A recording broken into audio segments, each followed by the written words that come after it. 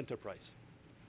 CIPE is a business-oriented NGO working at the intersection of democracy and economic development with a mission to strengthen democracy through private enterprise and market-oriented reform.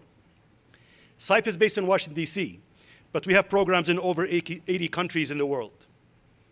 Please join me in welcoming to Javeriana University, located at the beautiful city of Bogota, Colombia, the esteemed Professor Francis Fukuyama of Stanford University.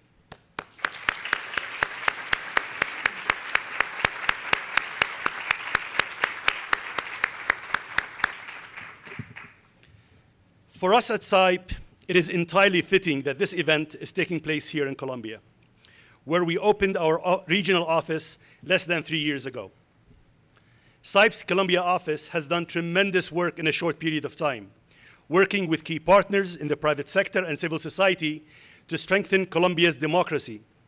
Indeed, I would like to thank our country director, Angela Velez, and the team for the great job they have done in putting this event together and making sure this week is a success for all of us visiting your beautiful country. I would be remiss not to thank Javeriana University. What hospitality, for hosting us and providing this wonderful venue for us. Professor Fukuyama, what can I say? Professor Fukuyama is a renowned political scientist, philosopher, and historian whose work has had a significant impact on our understanding of politics, economics, and society. Today, we are honored to host him as he not only discusses his latest book, Liberalism and Discontents, but also, along with a fantastic team of specialists, conducts a leadership academy for development class for Colombian leaders from the government, academia, civil society, media, and the private sector. I have had the privilege of being with Professor Fukuyama when he conducted the Leadership Academy for Development in Ukraine, Ethiopia, and Iraq, and now here in Colombia, and I can attest to the innovative and realistic approach of the program. The case study approach allows students to gain a deeper understanding of the challenges and opportunities in the context of real-world examples. We have some of the students here. Can you stand up? Can we get to know you, please?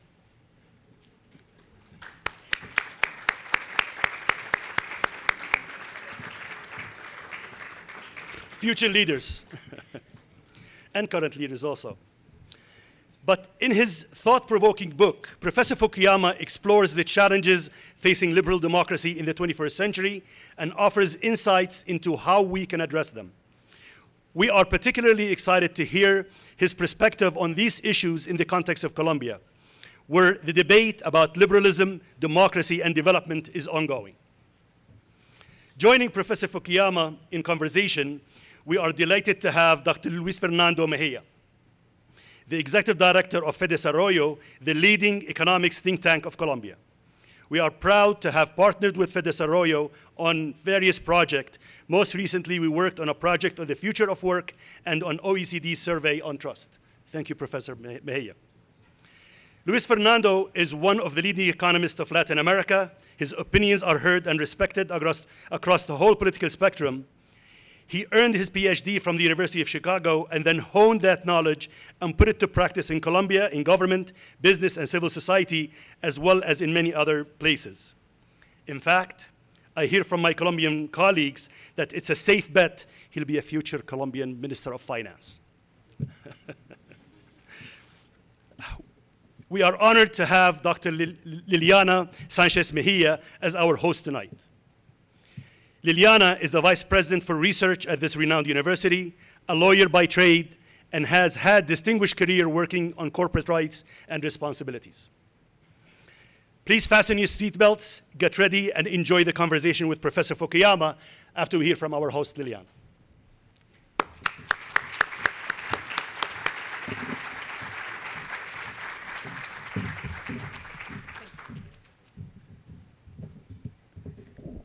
Buenas tardes a todos y todas.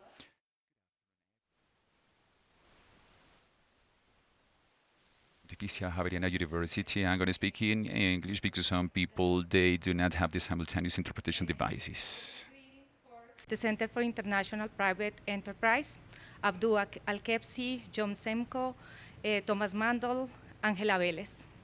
And many thanks to Professor Francis Fukuyama for being here tonight.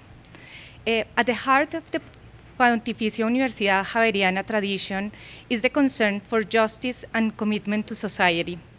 Our institutional mission contemplates creating and developing knowledge and culture from a critical and innovative perspective for achieving a society that is fair, sustainable, inclusive, democratic, and respectful of human dignity. Our university leads knowledge generation processes at the service of the needs of society at local, national, and global levels. Research at our university explores contemporary society's problems, offers evidence and robust data on these problems, and proposes innovative approaches and solutions. One of the strengths of Pontificia Universidad Javeriana is its diversity and broad scope of research. We have research groups in all areas of knowledge of the OECD. In recent years, our university has carried out the Javeriana Forums, Foros Javerianos, whose objective was to contribute to the analysis of the country's situation and explore proposals for its future based on the debates and academic work of the educational community. The topics were health, economic model, education, justice, and peace. In the context of our multiple debates on democracy, the rule of law, the social rule of law, justice, and peace, among other topics, it is interesting to open a space for dialogue on the book Liberalism and its Discontents, written by Professor Francis Fukuyama. This book presents a defense of classical liberalism. According to the book, this form of liberalism argued for the limitation of a state's power through law and constitutions, creating institutions protecting the rights of individuals. It is important to note that the book not only defends the ideas of classic liberalism, but it also takes these ideas a step further. The book intends to map out the criticisms from populists of the right and a renewed progressive left.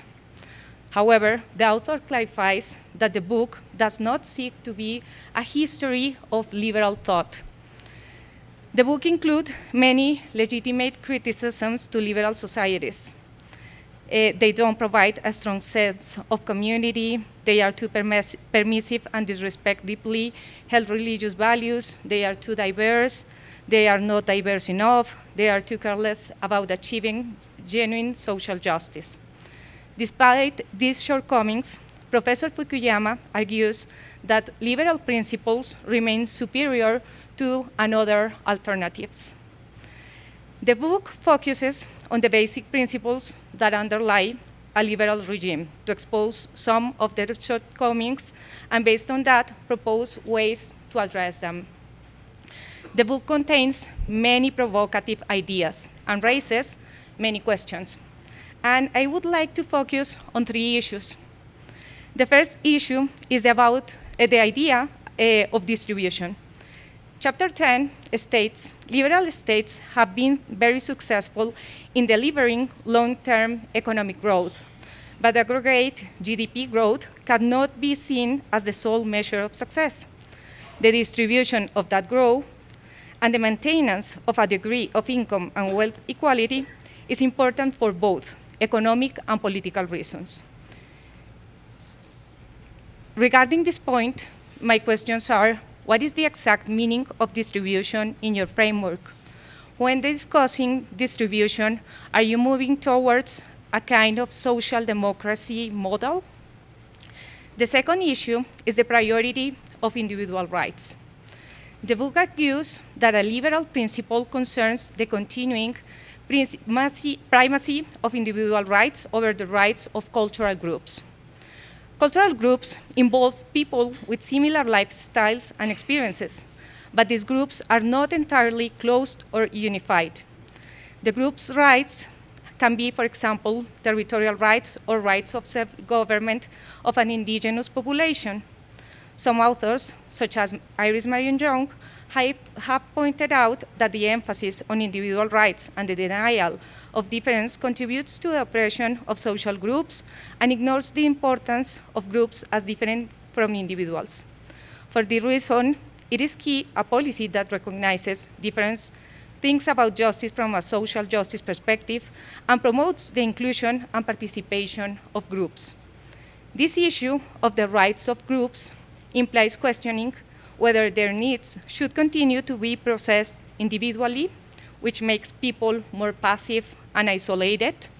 Additionally, this issue invites us to think about how collective problems can be understood and faced in current liberalism debates, particularly global challenges such as climate change, wars, and inequalities.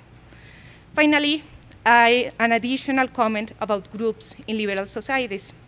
Chapter 5 states that liberal states recognize and give legal status to a wide variety of groups. It also argues that they are more reluctant to vest fundamental rights in involuntary groups based on fixed characteristics like race, ethnicity, or inherited culture. The book presents some reasons for this reluctance.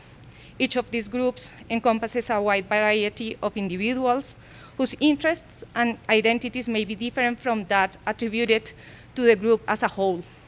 And there is a serious problem with representation. Who is that speaks on behalf of African Americans or women or gay people as a category?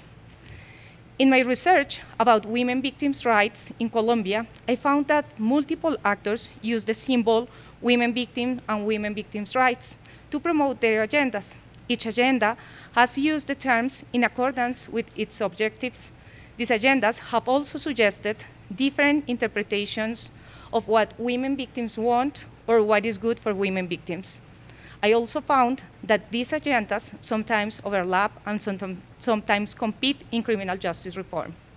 In that case study, the question of who speaks on behalf of women victims was not an obstacle to the possibility of articulation and mobilization. Many social organizations participated. The multiple agendas enriched the debate, and the democratic mechanisms or the courts dealt with the competing objectives. I pose these questions and comments to contribute to the dialogue that Professor Fukuyama and Dr. Luis Fernando Mejía, Director of Fedesarrollo, are going to have next. And I leave the floor for Luis Fernando Mejía. Muchas gracias a todos y todas.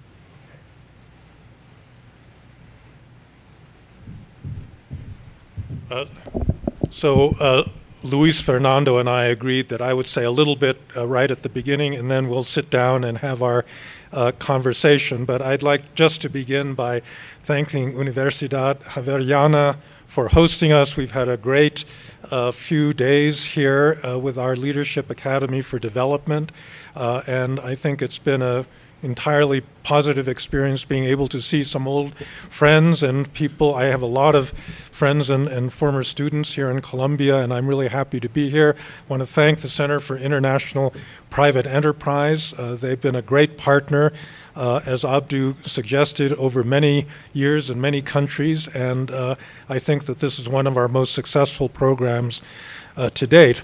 So let me just clear the ground a little bit, because there are a few issues that I want to put out before we have our conversation. The first is my definition of liberalism. Liberalism has a different connotation depending on where in the world you are. So in the United States, a liberal is somebody that's left of center, that wants more redistribution, more intervention by the government in the economy. In Europe, it's the opposite. Liberals are considered center-right. They're pro-free market. They are more reluctant to see the state regulate and intervene. In Latin America, it generally does not have a very positive connotation. It's sometimes confused with neoliberalism, which is regarded as really bad. And for many people on the left in Latin America, liberalism and neoliberalism basically are the same thing as capitalism, which they don't regard as legitimate. Let me tell you my definition of liberalism. Liberals believe in the fundamental equality of dignity of all human beings, meaning that we don't regard it as legitimate to put one group of human beings above others, the way that nationalists do. And we believe institutionally that that human dignity needs to be protected by a rule of law that guards the rights of individuals from the overweening power of the state. And if you accept those principles, that the power of the government ought to be limited by a constitution, by checks and balances, then I think that you qualify, in my understanding, as a liberal, even if you have a more expansive welfare state, like in Scandinavia, or a less expansive one than, let's say, in Japan or in the United States. So I don't have an economic definition of liberalism, but one that reaches to the basic human dignity of all people. It's been under attack. I think that after the Second World War, most people accepted liberalism as the basic framework for modern societies, but in recent years, both the right and the left have criticized liberalism. The right doesn't like the universality of liberalism. They want to prefer certain groups. They believe that the nation and a certain form of national identity should trump the universal aspirations of liberalism. And many people on the left believe that liberalism is what's blocking the ability to achieve social justice. And I think that that common acceptance of liberal principles is something we can no longer take for granted. And it has huge geopolitical implications. Vladimir Putin in 2019 gave an interview to the Financial Times where he said, liberalism is an obsolete doctrine, that you need a strong state of the sort that he runs, or the Chinese, who have also said that liberal democracy is too weak, it's ineffective, and needs to be replaced by their form of authoritarian government. And a version of that is actually believed by many people on the populist right in existing liberal democracies. People like Donald Trump, who have very, I think, authoritarian instincts. Let me just conclude this brief introduction by giving you 3 reasons why you should be a liberal, why I'm a liberal, and why I think it's still a better doctrine than all of its competitors. The first is simply a pragmatic one. Liberalism was designed to allow diverse, pluralistic populations to live with one another. It originated in the middle of the 17th century after Europe's wars of religion, when Europeans spent 150 years killing each other over things like the doctrine of transubstantiation. Early liberals said, we need to live in peace. You can believe what you want in private, but it's not going to characterize, that vision of the good life is not going to characterize our politics. The second reason has to do with the moral basis of liberalism, which is the equal dignity of human beings. And I think that liberals believe that because of one fundamental human characteristic, which is the capacity of all human beings to make moral choices. We are not equal in terms of intelligence, looks, skin color, many other characteristics, but we are equal in terms of the fact that we are moral agents capable of distinguishing between right and wrong, and I think it's that fundamental autonomy that liberalism seeks to protect. Final justification is economic. Liberals believe in certain economic rights as well, like the right to own private property, the right to engage in commercial transactions, and for that reason, the richest societies historically have been liberal societies, like the Netherlands or Britain or the United States in later centuries. And so those are reasons why I think liberalism continues to be superior to its alternatives. So with that out of the way, I've laid out the basic ideas behind the book, but Luis Fernando, why don't we begin our conversation?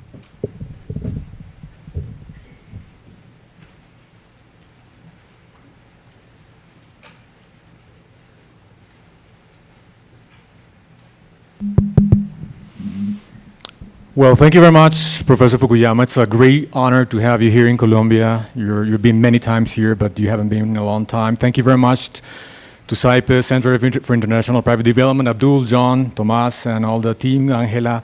You've done a great job of bringing, of course, such a great political scientist, a world-famous author that has given us, in this recent book, I think, a very profound defense of what he just defined as classic liberalism. And I would like to start the conversation. We're going to start with a couple of questions, and then we're going to open up the floor for additional questions. But I would like to start with the current state for liberalism. You mentioned that liberalism is an attack from the populist right, from the progressive on the left. There have been some recent authors that have argued that there's been kind of a subjective critique on democracies, but if you take a look at objective measures like changes of power, that democracy is not as bad as some people argue, that we're actually in a democracy recession or democracy depression. You mentioned that in your book. So could you give us first your brief overview on this debate about subjective versus objective measures, and whether that's what you argue in your book, we are currently on a situation where liberalism is an attack across the world? So I think, first of all, you need to distinguish between liberalism and democracy. And liberalism, so we say that we live in, Colombia is a liberal democracy, the United States is a liberal democracy, but that's really two separate sets of institutions. And so the liberal part of liberal democracy is the rule of law, constitutional constraints on the power of the executive. And democracy has to do with accountability, elections, and the fact that the rulers ought to reflect the will of the people. And I would say that what's really been under attack is much more liberalism than democracy, which is why I wrote my book about liberalism. And that's particularly true here in Latin America, because I don't think anybody in the Western Hemisphere contests the idea that the people should be sovereign, that the people's will should dominate. Where they really differ is in the rule of law. I mean, the basic respect for rules limiting power. And, with populism beginning, Latin America invented populism in many ways. But the first thing a populist does is get up and say, I was elected, I represent the will of the people. Here are all these judges or media people or bureaucrats that are standing in the way of my doing what the people want me to do. And as a result, the first thing they attack are the liberal institutions, the rule of law. And in this part of the world, unfortunately, the rule of law has come under attack, not just from there, but from narco-traffickers, from a general disrespect for the constraints liberalism offers. And therefore, I think in that respect, there definitely has been a recession. But I guess the other thing to note is that these trends are not some grinding of a historical mechanism that pushes us necessarily in one direction or another. If either liberalism or democracy come under attack, people can always push back. They can mobilize. They are agents in a very fundamental sense that can determine their own futures. And so, the future of liberalism, to the extent that it has been under attack, really depends on the way that people respond, both on an individual level and at a social and political level. And I think, in that respect, there are some signs in the year 2022 that there was, some pushback, which means that perhaps the fate of both liberalism and democracy may not be as dark as, some of us may have imagined. Wonderful. You mentioned that Latin America is the region where populism was invented. One of the interesting issues about Colombian economic history is actually when there was a book about economic populism in Colombia, the chapter for Colombia, which was written by former central bank governor Miguel Urrutia, actually talks about the absence of macroeconomic populism in Colombia, which is, I think, is something very particular about Colombia, and the fact that despite all these problems that you just mentioned, Colombia managed to have, a reasonably well-managed economy for many years. We'll see whether this continues, but anyway. So at the end of your book, you provide a list of, principles which liberal societies should aim for. I'm going to list them quickly. First, recognizing the necessity for government, which is something that you mentioned in the introduction, the way that the social contract is designed, where you actually resign a little bit of your freedom in exchange for protection from the government. And that notion of the social contract has expanded for many decades. You also mentioned the fact that we should take federalism seriously, and there's a lot of discussion in Colombia about the decentralization, which I think it's important in this framework for deepening liberal societies. Protecting freedom of speech, something that has been under attack.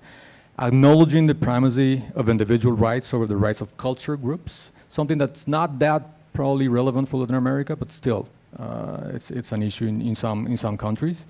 And understanding that human autonomy is not unlimited. Again, going back to the issue that the social contract implies a reduction in your individual liberty, right? Now, you're a political expert and you analyze a lot what's going on in Latin America. So given what you see around the region, do you think that countries should prioritize some of these 5 principles, or do you think that all of them are completely necessary for furthering and strengthening liberal democracies in Latin America? Well, one of the central issues that I've been personally studying over the last couple of decades actually is the first principle about the state. Because conservatives in the United States tend to be not just liberals but libertarians, and you did have this long period of neoliberalism, which in my definition is not capitalism. It's a certain interpretation of capitalism that denigrates the state and wants to remove it from the economy as much as possible. And I came to conclude that the big problem in many developing countries is actually state weakness, and Colombia is a perfect case of that. The Colombian state really did not exercise the monopoly of force over a lot of its territory, and as a result, people turned to private enforcement, militias to protect themselves from all of the armed groups that existed, and I think that one of the central tasks, for Colombian politics was to actually build a state and to have this ability to, provide citizen security.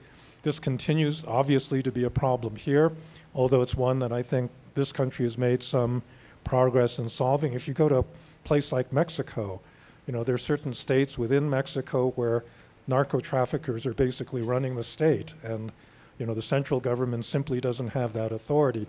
And so I think that, this should not be interpreted as a plea for authoritarian government. What you want is a state that is constrained by law and acts in accordance with law, but it has to have the basic capacity not just to provide security, but to provide, basic services, health, education, pensions, that sort of thing. And I think that the legitimacy of liberal democracies would be much better if that balance were struck better, if states were strong enough to get the legitimacy that comes from actually being effective in doing the things they should be doing and not doing the things that they shouldn't, like jailing journalists or distributing goods on a populist basis and so forth. Very definition of the monopoly of the use of force definitely rings a bell in Colombia, as you well know. The country has embarked first in in a process of strengthening its military forces, then driving the FARC to the peace table and signing a peace agreement. But as you said, it's not only about these people handing their arms, but also about how the government fulfills the spaces that were occupied by the FARC, and provide the basic public goods so that people understand that actually the government could provide basic public goods for the population. So that's an important issue. And the government has talked about the total peace, and at the end of the day, what they're trying to do is bring every other armed conflict actor in this type of negotiations, and hopefully, at the end of the day, if it works well, we'll have monopoly of the use of force on the state. But I agree with you, that's a key question for Colombia and the region. Now, one of the things about the attacks on liberalism, I think, and in particular relevant for Latin America, is related to inequality. You mentioned that in this book and your previous books as well. And but I would like to separate inequalities of opportunities from inequalities of outcomes. And to me, the feeling is that when people see that inequality is driven essentially by personal efforts, probably they're fine with it. But when they start seeing that inequality is driven by the lack of opportunities, the lack of a level playing field, that drives kind of a distrust on government, on liberalism, and the social contract should allow for some inequalities, those that are driven by individual efforts, but not the other ones which are driven by the basic axis of equal opportunities. Now, we have worked on this topic, and actually we published a book in 2021 about a new social contract for Colombia, given all that happened during the COVID-19, where we had a huge increase in poverty, a huge increase in inequality. Of course, the shock was tremendous for the world, but particularly for the region. And we say, the social contract should also aim for strengthening some basic rights for the population and shifting some risks that are currently borne by individuals or households to the government. You mentioned some of those in your previous answer. For example, the risk of being in poverty. Maybe we should think about implementing a basic income. The risk of being destitute in old age. So Colombia doesn't have a well-functioning pension system, and we're currently debating a pension reform. Do you think this type of adjustments in this social contract could help in strengthening the perception that people have on democracy and liberalism? The idea that a liberal society should aim at equality of opportunity, but not necessarily equality of outcome, is a long-standing view. But in the end, I don't think it's possible to adhere to that rigidly, because in fact, outcomes determine opportunities. If you grow up in a rich family in a safe neighborhood, your parents, push you to study, you're just going to do better than a child that grows up in a single-parent family in a violent neighborhood, and so forth. And so they may theoretically have similar opportunities, but they're going to have very different outcomes. And so this gets to an answer to the question that Dr. Sanchez posed about whether I'm a social democrat or not. I didn't start out that way, but I am now convinced that historically, if you don't have some degree of social democracy in a liberal democracy, that it's not going to be legitimate and sustainable over the long run. And as far as I'm concerned, rather than some theoretical distinction between opportunity and outcome, I think that the real measure ought to be sustainability. That liberal democracies ought to do redistribution.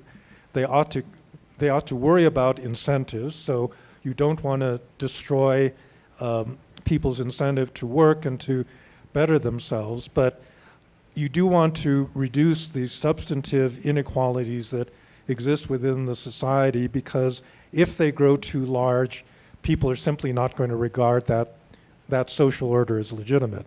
And I think that that's what happened in the United States, in the period of neoliberalism, beginning with Ronald Reagan and Margaret Thatcher. You had big increases in equality, particularly with working class people that lost their jobs, to globalization. In this part of the world, you made some progress in reducing levels of inequality in the first decade of the 21st century, which I thought at that time was quite impressive, but unfortunately that's been reversed, and I think a lot of the delegitimation of existing governments here is related to their inability to deal with actually with outcomes, not just opportunities, but outcomes. But the big problem is sustainability, because you can do a lot to reduce inequality of outcomes that will last until the next commodity cycle ends. And that's in fact what happened in Venezuela and Brazil and a lot of other countries. And I think that's really the criteria, that you want to do this in a way that actually can work over long periods of time. Yeah, and commodity prices were big drivers of what you just mentioned, the impressive lowering of poverty rates and of inequality. And when this so-called super cycle of commodities ended in 2014 or so, economies started to grow at much lower rates, and then we had an increase in poverty. And I agree with you that sustainability is an issue. Now, going back to one thing that you don't mention in the book, but you have mentioned in previous book, is the role of education, which I think connects with your idea about the sustainability of the social contract.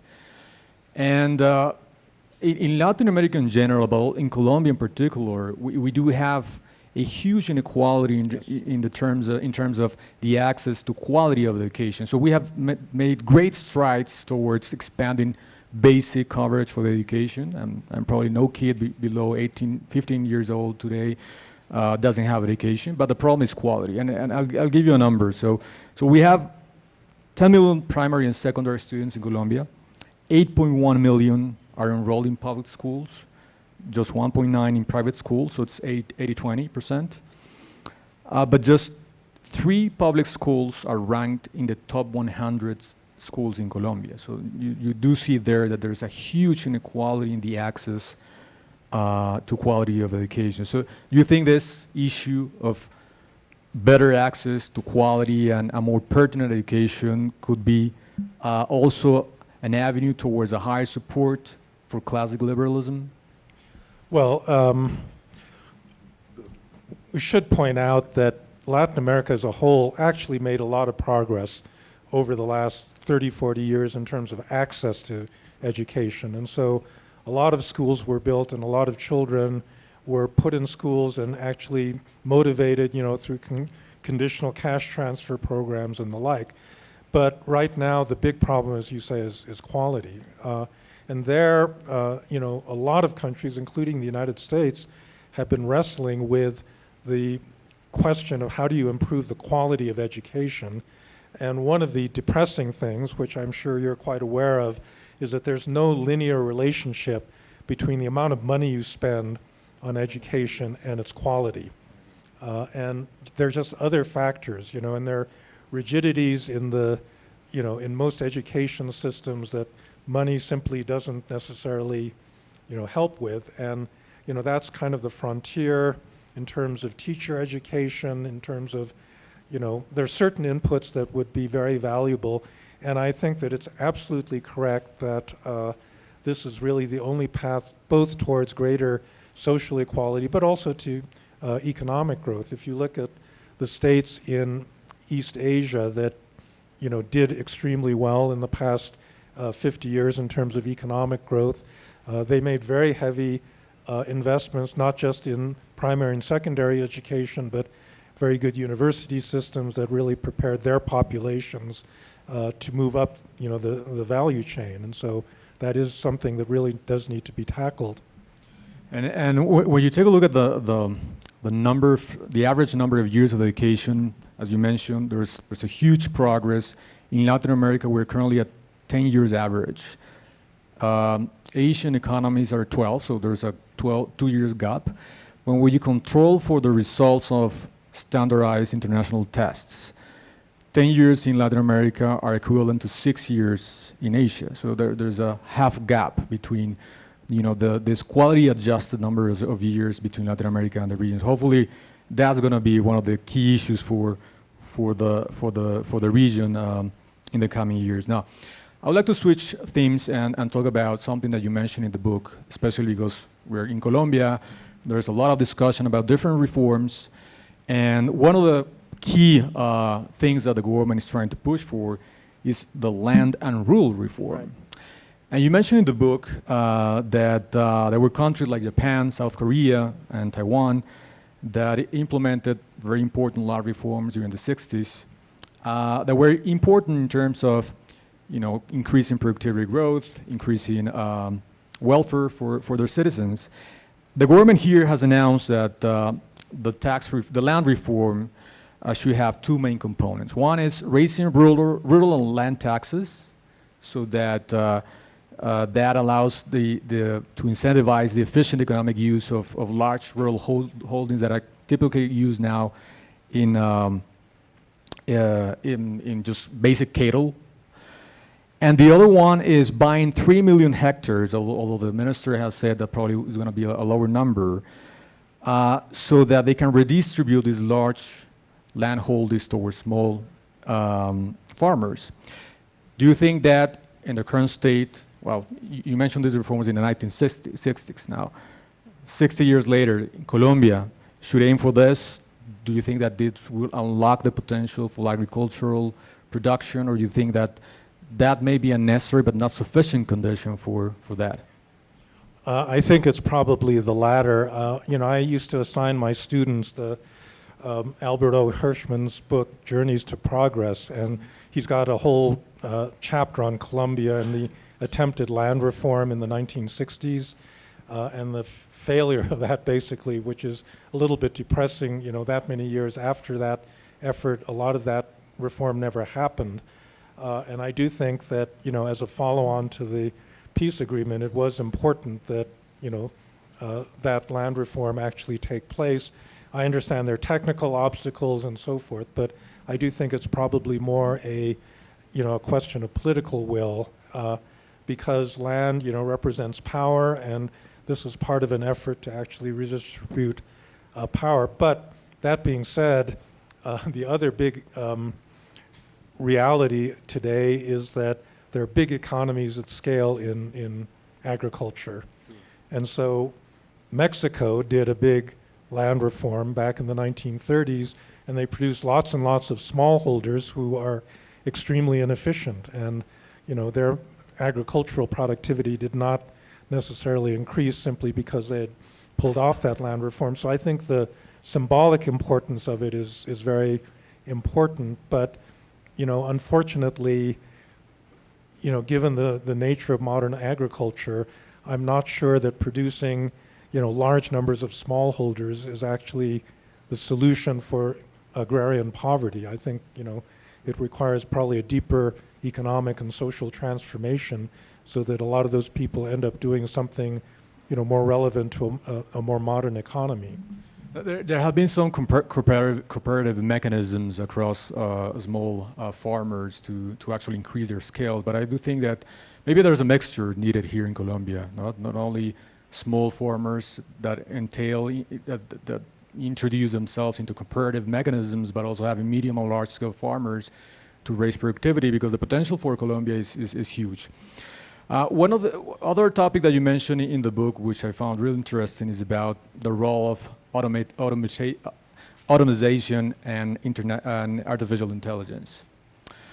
You make an interesting point, a critique for us as economists, and you mentioned, and I'm going to quote, you say that we're lazy at, we were good at saying free trade is important, that's going to bring productivity growth, there's going to be welfare improving, but we were lazy, and you quoted us like that, at designing and implementing compensation mechanisms for those people that were affected by free trade. And that, I think, you've seen some of the arguments about what happened with the Trump election, where those white-collar workers, especially in Detroit and those type of zones that were highly affected by free trades, were the first that voted for Trump. They were left behind, and there were no compensation mechanisms for them.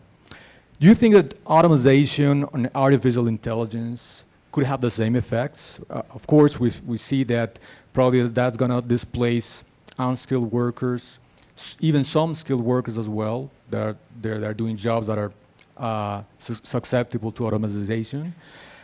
But my question is, well, do you think that could happen, but also what to do to prevent a repeat of that, what happened with free trade? You know, having this, how to design this compensation mechanism, how to internalize the fact that if we don't do anything, then again, probably liberalism is going to be under attack by those that feel they are left behind.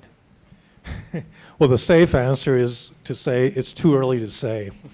But I do think that some of the fears about AI and the advance of technology are overdone, because in fact, these technologies could help workers actually improve their skills and have them do useful things that they wouldn't have otherwise been able to do. Abdu and I actually had a conversation about this. His speech that he gave up here was actually written by an AI. Now that's not quite true, but he actually used ChatGPT to experiment with what this technology can produce, and actually I sort of think that there's a big promise in a lot of, so the idea of AI, replicating general human intelligence, then becoming autonomous and then going crazy like in these science fiction movies, that's just not going to happen. It's not going to happen anytime, soon. But what is going to happen is that people are going to be able to use this as a tool to augment their existing human capabilities and do things that a machine by itself couldn't do and they themselves couldn't do. So you just take writing. Actually, I think that's what ChatGPT is going to do. I know a lot of people, a lot of my close friends have not had very successful professional lives because they're not good writers. They're very smart. They have lots of good ideas, but they just, sit in front of a computer and they're blocked because they can't, get things out on paper. And I actually think that this is a kind of technology that will help that kind of person be able to write as fast as a journalist, because it really is it's sort of like the autofill when you're using Microsoft Word these days. It'll, help you get things out that you wanted to say anyhow. And so I think that it's very hard to predict how these technologies are actually going to play out, but it's possible that they will actually supplement rather than substitute for a lot of existing human capabilities. Wonderful. That's kind of the key discussion currently on the economics literature. It's to what extent AI is going to be a substitute or a complement to especially skilled labor. And I agree with you. The floor is open to that discussion, and probably we're going to have a couple of both. Sometimes it's going to be substitute, sometimes it's going to be a complement. Hopefully, the latter will be the prevailing scenario. Now, you have talked about ChatGPT. I don't know if you guys haven't used ChatGPT. Please use it. It's just incredible. It was launched last November by OpenAI, and the speed of adoption is just incredible. By the way, I have to say that as an educator, it's really threatening because so when I go back to Stanford, I'm going to have to spend the next 4 weeks reading applications to my program. And I've always felt for the last several years that most of the student essays that I have to read were written by an AI, and now they actually will be written by an AI. So. Yeah, so that's gonna be. So even I read in New York they're actually forbidding ChatGPT, but I don't know. I think we should just prepare for that as teachers. How to use this technology. Now, I would like to link this ChatGPT discussion with liberalism. So the creators of ChatGPT have said that this artificial intelligence is kind of neutral. But I have recent tests about this new tool, and many people have found that ChatGPT is left-leaning and liberal, which is interesting. So that means that the way that this tool is answering economic and social questions, of course, is influenced by its creators. And when I read your book, I'd say, well, if this is the speed of adoption of this type of technologies keeps, at the current rate or even increases, there's a scenario where non-democracies are going to program their own chatbots with their views about economic and political liberty, right? And they are going to continue undermining liberal democracy. So I would like to see your take on this issue.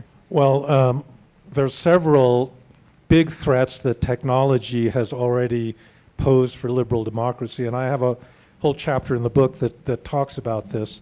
So one is just the internet itself. The internet took away all the intermediaries that used to give us information, all the publishers, the editors, the legacy media organizations that played a function in vetting and certifying the quality of the information we got. And when the internet appeared, everybody thought, great, we can get direct access to information. And that's what the world we've gotten. We've got lots of information, and most of it is really low quality. A lot of it is weaponized. A lot of it is fake. And that's really been a big problem where, basically the left and the right in the United States actually disagree not just about worldviews and values, they disagree about basic facts. Are vaccines safe? Who won the 2020 presidential election? You don't even get agreement on factual information like this, and that's really the result of the internet, where anyone can say anything they want, and that's what they do.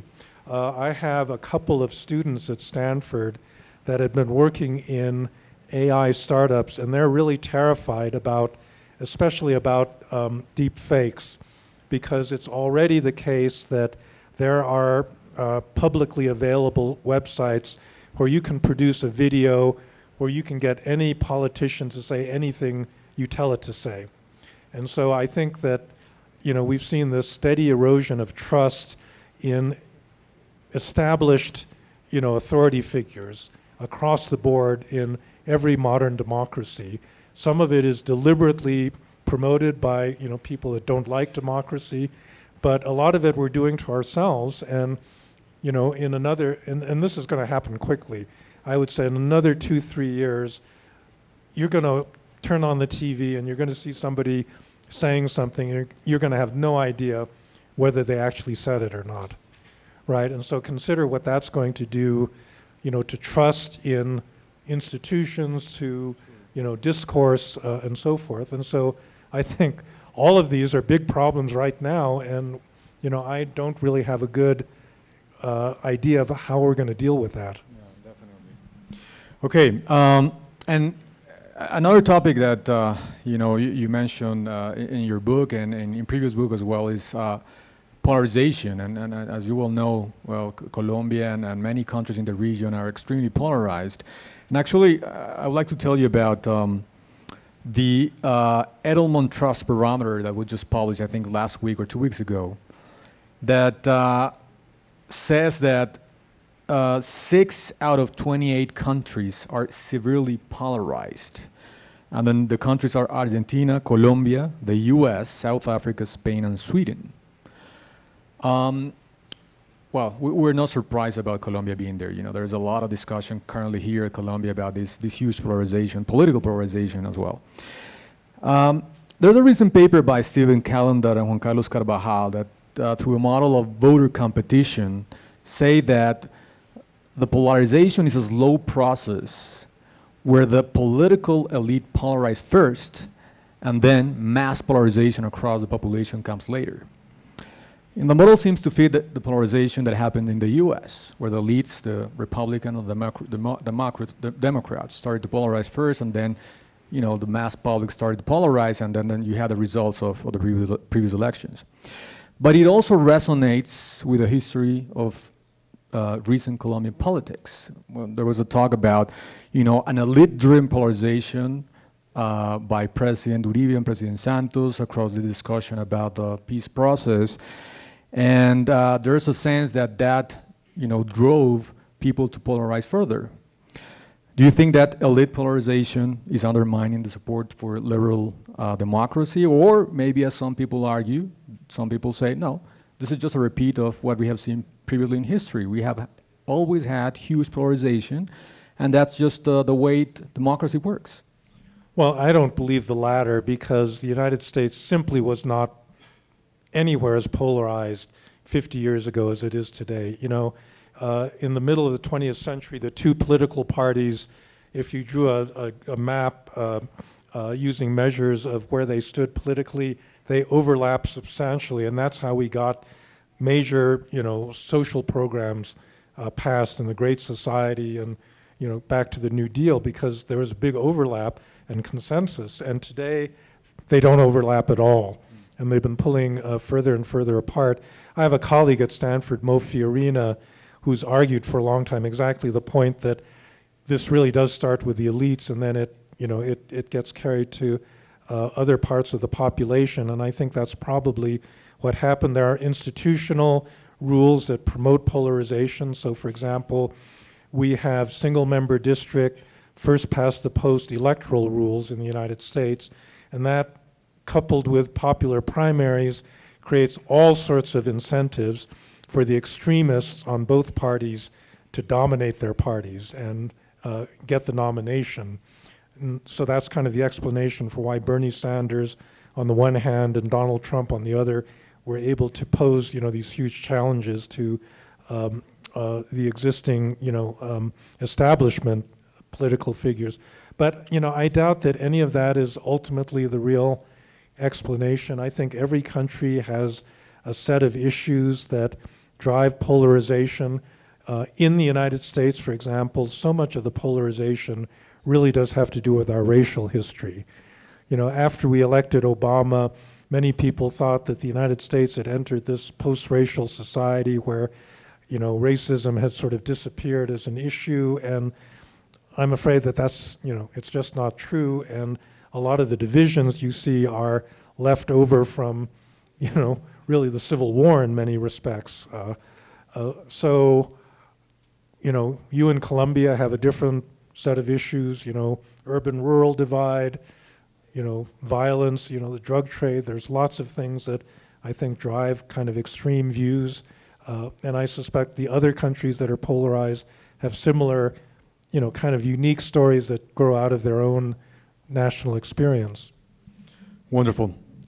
Corruption. You don't mention the word corruption in your book, but in Colombia, in the top of mind of people about what's the main problem you see around consistently comes up corruption as the main problem. And as you will know, in Latin America, we had, for example, this Odebrecht scandal that exposed probably the most largest network of corruption across the region related to public contracts.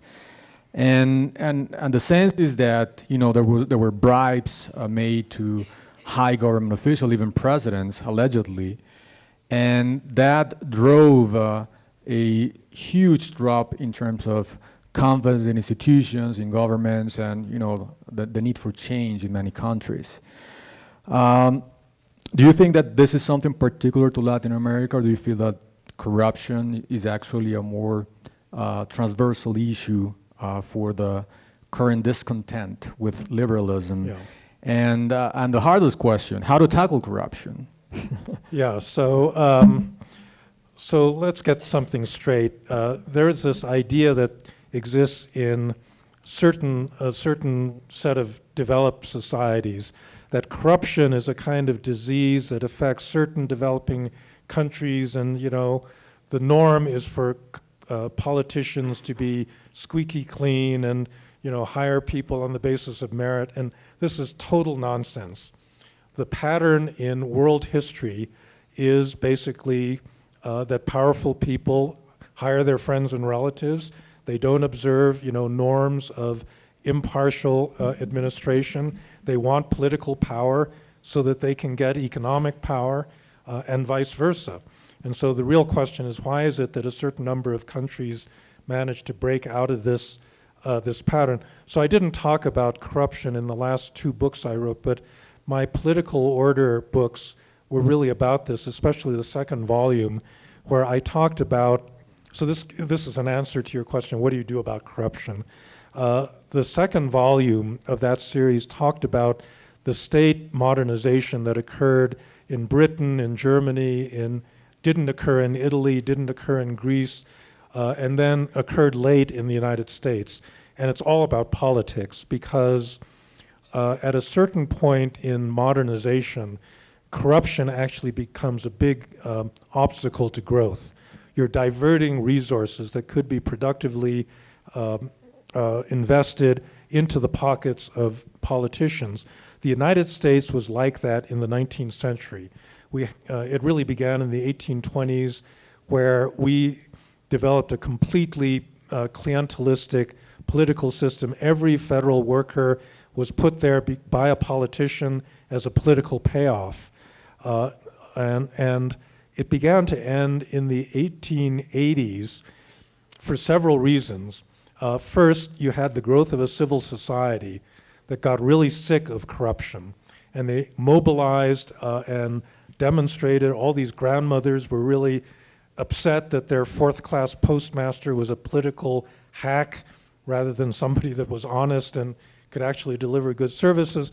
And this is where CIPE comes in. One of the biggest lobbies in favor of anti-corruption was actually the business community, because at that point, the United States was being transformed. The railroads were the biggest, new technology, and they knew how to play the corruption game. And a lot of other businesses that relied on the railroads really hated this, and so they mobilized in favor of, the first big anti-corruption act was the Pendleton Act that was passed in 1883 that required merit-based civil service and so forth. And so I guess the answer I would say is, how do you get rid of corruption? It's entirely political. You have to have a political consensus, meaning an alliance of civil society groups, business leaders, churches, a lot of groups that do not want low-quality government but actually want, honesty. The basis for that is here in Latin America. As you said, people are really upset about corruption, but they haven't been mobilized in a way that pours that anger into actual reforms that could, that could reduce the level of corruption. And that's why you need leadership and you need good policies to channel that anger in the right direction. And that's the only way it's going to happen. It's not going to happen externally. It really has to be based on a kind of citizen mobilization, in that direction. So we did have in Colombia an anti-corruption referendum in 2018, if I remember correctly. The referendum was won, but it didn't went through because there was a limit, a needed number of votes that the referendum didn't get. And this brings me to the question about direct versus representative democracy. And you mentioned some of this in your book about, of course, the importance of both as a design of liberalism. You don't want to have an extreme where you only have representative democracy. Probably only direct democracy would be a mess as well. And actually, you mentioned how Abraham Lincoln, in your book, said that the equality of the people premise was above the democracy principle, because if people were to vote about whether to sustain slavery, they would vote in favor of that. So we have seen episodes where direct democracy has produced results that were against what people thought should be the most reasonable answers. Of course, the peace plebiscite in Colombia, because we had a lot of political polarization over there, but even Brexit, where the Leave won over the Remain by just a 3.7% margin. So what is the proper balance between those two type of democracies, and is one better than the other for supporting liberalism, or do you need both? So I am a big fan of representative democracy, and I really think that direct democracy is oftentimes misused. And I say that as a resident of the state of California, where we've got lots and lots of direct democracy. We've got recalls, referenda, initiatives. We're always voting on things. 2 or 4 years ago, we citizens of California were asked whether actors in the porn industry should be forced to wear condoms. I mean, that you can imagine ordinary people have an opinion about, but we also had a direct election, a referendum on whether we should provide a big subsidy to the biotech industry. And a lot of very technical sorts of things are put up for referenda. And I would say Brexit was like that, because the economic consequences of Brexit were very hard to predict. And the fact is that most people, ordinary citizens, do not have the time or the inclination or the background to really make complex decisions on a lot of public policy issues. And the result is that in a referendum, it's a yes or no, very simple-minded kind of vote, and the side that has the most money to advertise on television usually wins, those referenda. And so I think that, there are certain times when it's necessary to break out of a status quo, because the legislature is corrupt and captured by certain interests. So there are, certain uses for referenda. But in general, I think you need to elect, professional legislators that actually develop policy expertise, and then, to whom you delegate responsibility for making those decisions. Sure. Maybe, of course, it's about the feeling of whether people think they're disenfranchised, they're not well represented, no, right? Okay, but look, within the framework of representative, we were talking a lot about this in our class, you have to have public participation. You can have representative institutions, but if you're not constantly talking to people, getting their feedback, having them, express their views on new initiatives, you're never going to get to good policy. So participation is important, but that's different from putting the massive voters directly in charge of actually making policy, and that's the thing that I think gets problematic. Wonderful. Okay, so last question, and we're going to open up the floor for question for Professor Fukuyama. We have 20 minutes, so I think we're right on time. So, biggest challenges ahead. Well, we had the meeting in Davos this 12th of January. There was a discussion about this poly crisis, about all the risks that are currently facing humanity and of course in the next decades. What is your view on the greatest challenges for liberalism? Maybe involuntary migration driven by non-democracies or even by climate change, the erosion of social cohesion that you also mentioned in your book, the deepening of polarization, cybercrime. You also talked about artificial intelligence. I mean, there are many issues on the back. But do you feel that there's something particularly that worries you in terms of the future of classical liberalism? Well, you've given quite a menu of terrible things that could happen, and it's hard to choose among them. I think over the past year, I've been worried, or the past, let's say 5 years, I've been the most worried about two things. First is geopolitical risk.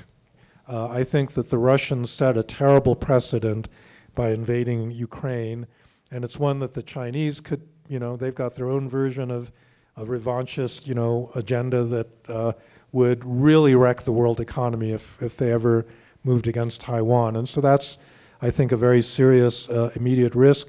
And the other one was the rise of populism in my own country.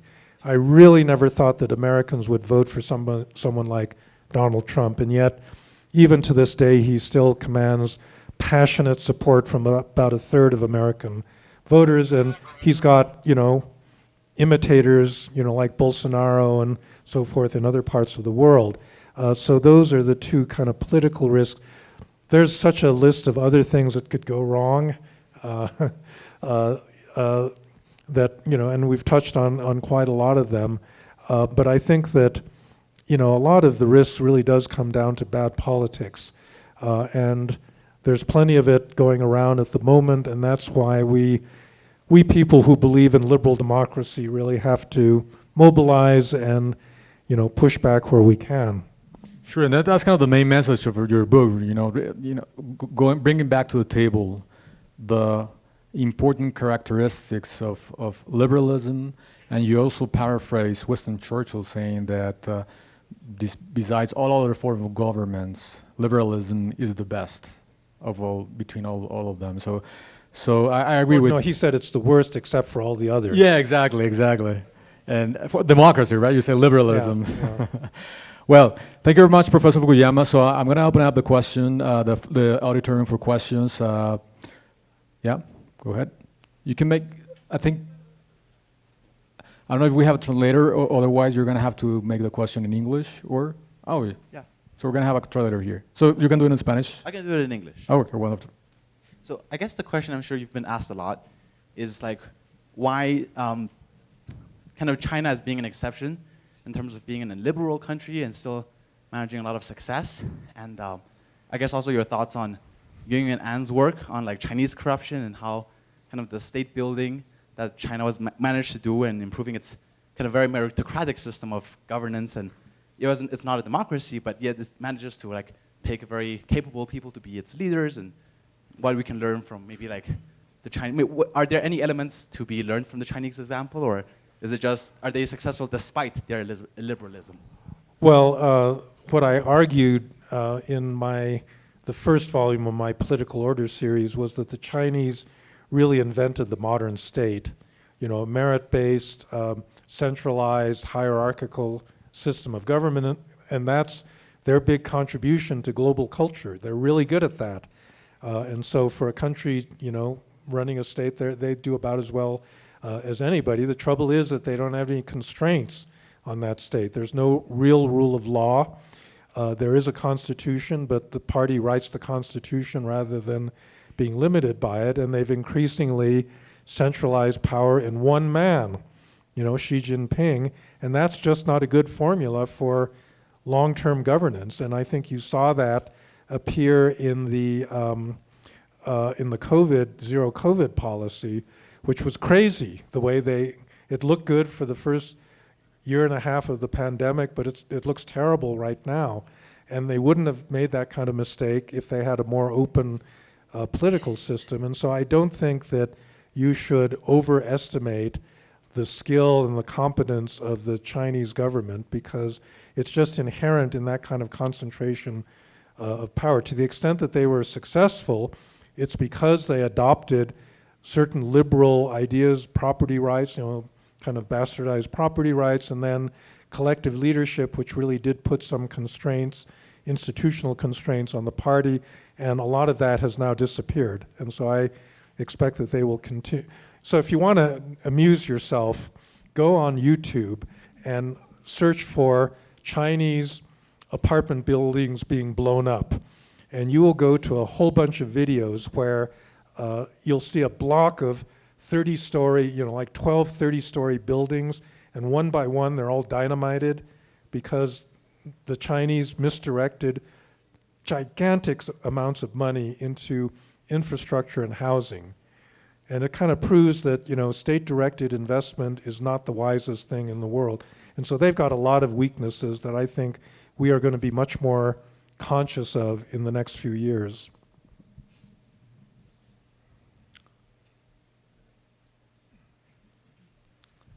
Hola, soy Douglas Castro. Hello, my name is Douglas Castro. I'm from Nicaragua. So my question is, do you... Que hay actualmente con la democracia. Wait, can you wait a little bit, whether that's working for Professor Fukuyama? Sorry. So currently, people do not believe democracy is positive because we come from a moment where the enthusiasm, democratic enthusiasm, was way too high. But what we read today is that the democracy is dying. That's what we read every day. So that lack of belief in it helps the authoritarianism. For example, in Nicaragua, the ones who promote the representative democracy are authoritarian people. So I believe that the lack of believing take away the power of the people that really believe in the democracy, and that is a negative idea, the democracy, that makes impossible to fight for the democracy. What is your opinion? Arturo Cruz, that is one of the, he said that the enthusiasm for the democracy in the 90s was made the democracy to advance. So what is your opinion about this? In line with the comment about Winston Churchill, a lot of support for liberal democracy actually comes from people that live under alternative systems, and they get to see how bad that is.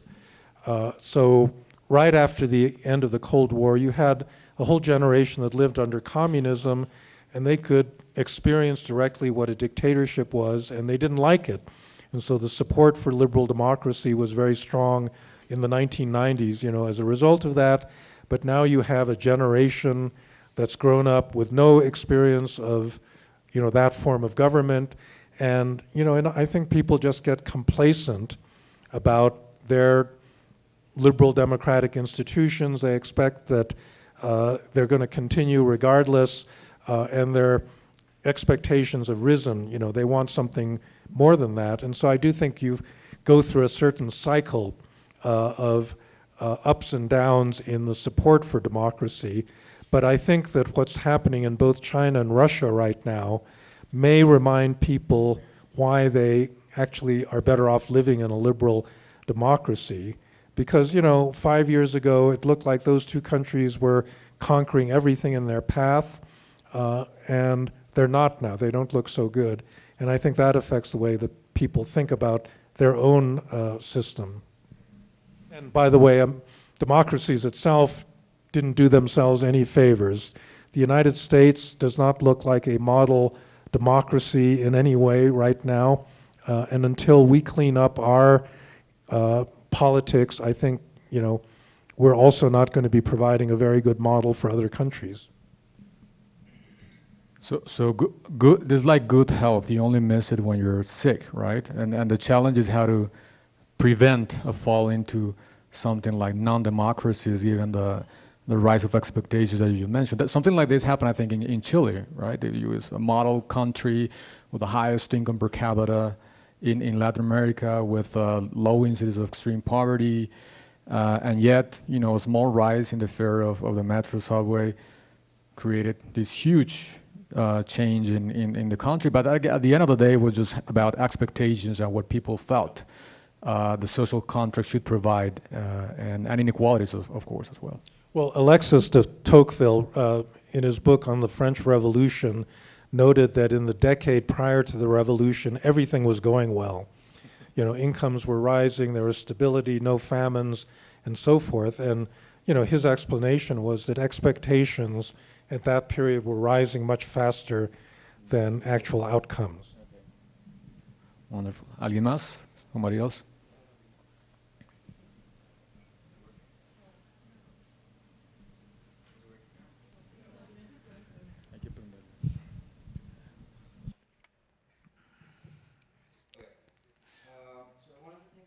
Stood me out the most was about the Latin American case and about the state, and how you talked about the state weakness and how they did not enforce the monopoly of force. So I would like to ask, how can states reinforce that monopoly when weakness of the state has been prevalent among states in Latin America? Well, there are lots of precedents for state strengthening. In fact, there's now a pretty large academic literature on state building, because I think that there's been this recognition that states are important. European states were not always all that strong. One of my colleagues at Stanford just wrote a really interesting historical book about the emergence of modern states in Europe.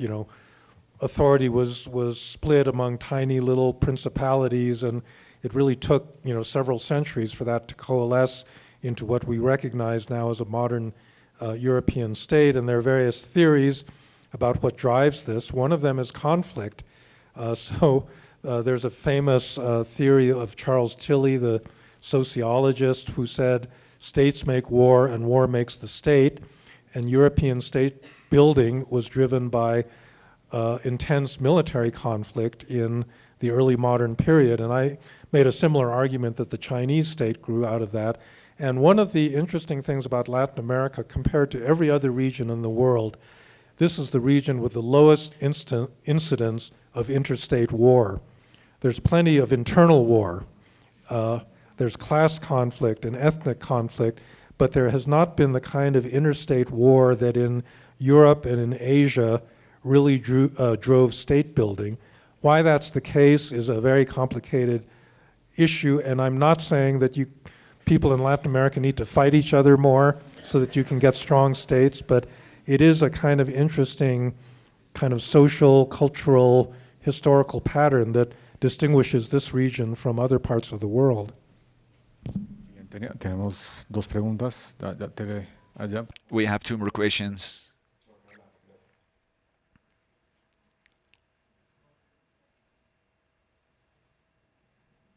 Good evening to all of you. I've got a question, and the question is if you could spend some words on big money streams.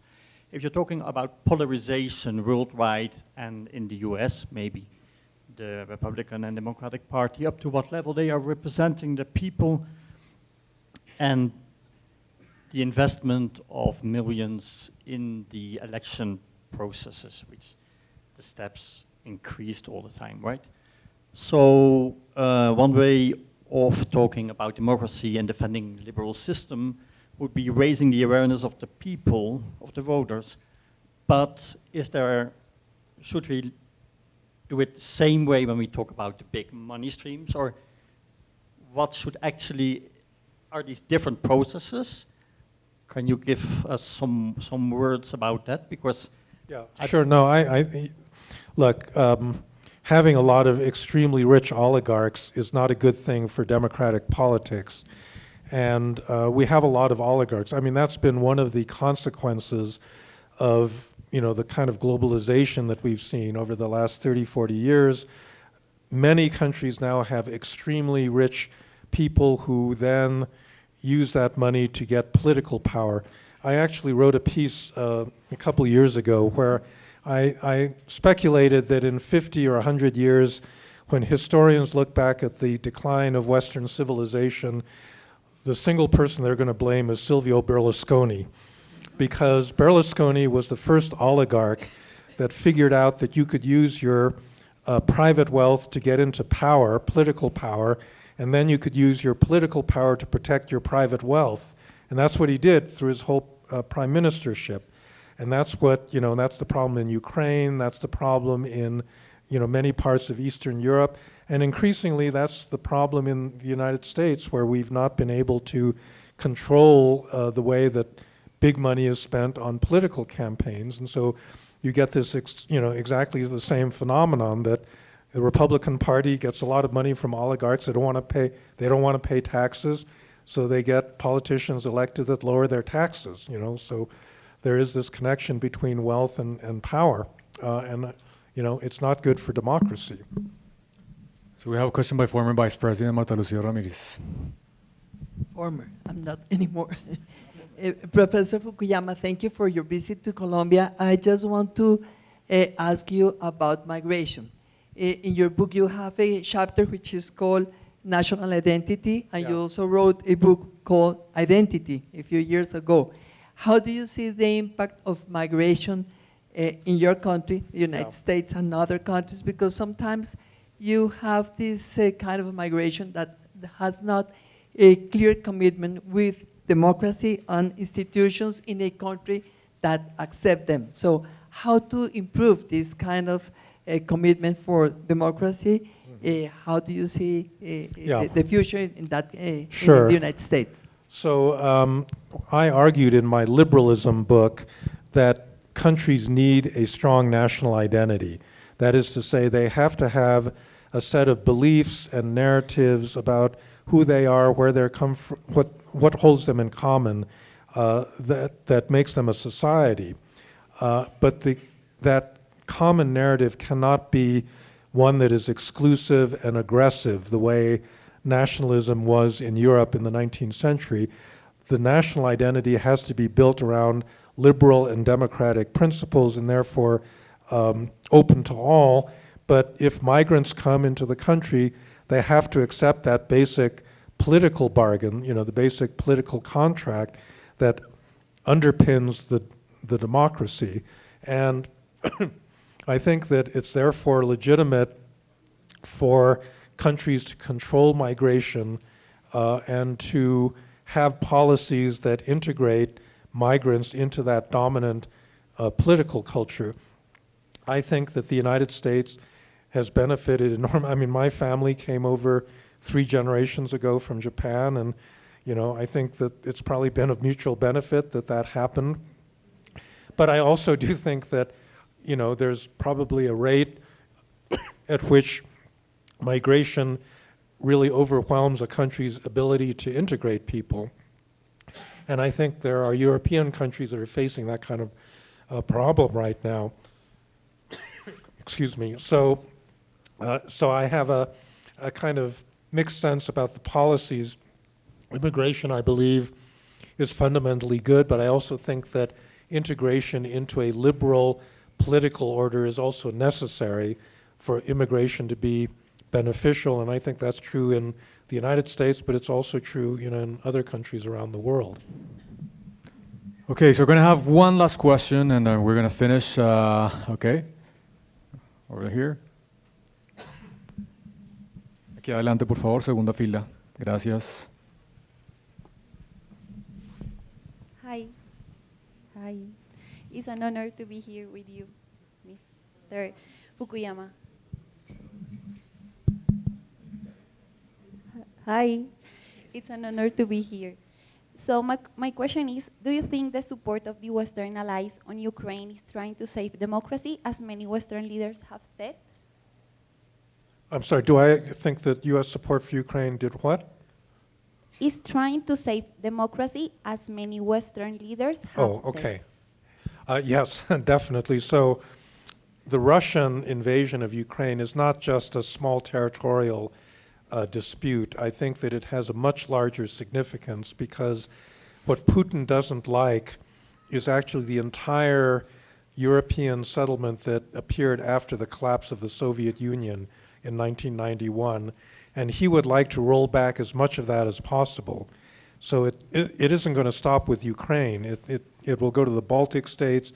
It'll go to Eastern Europe because I think that he basically has a kind of imperialist design for the way that power ought to be distributed in Europe, and therefore I think that the defense of Ukraine is extremely important.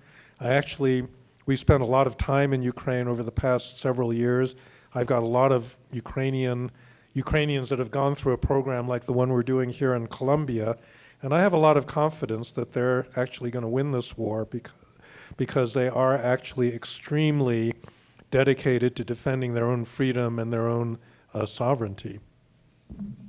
Well, thank you very much, and we'll give the floor again to Liliana. Please, well, thank you, Professor, for your insightful comments. It's an honor.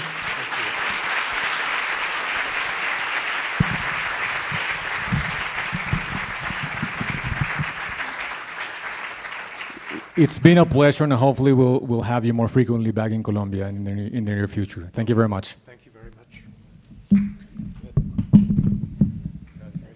you.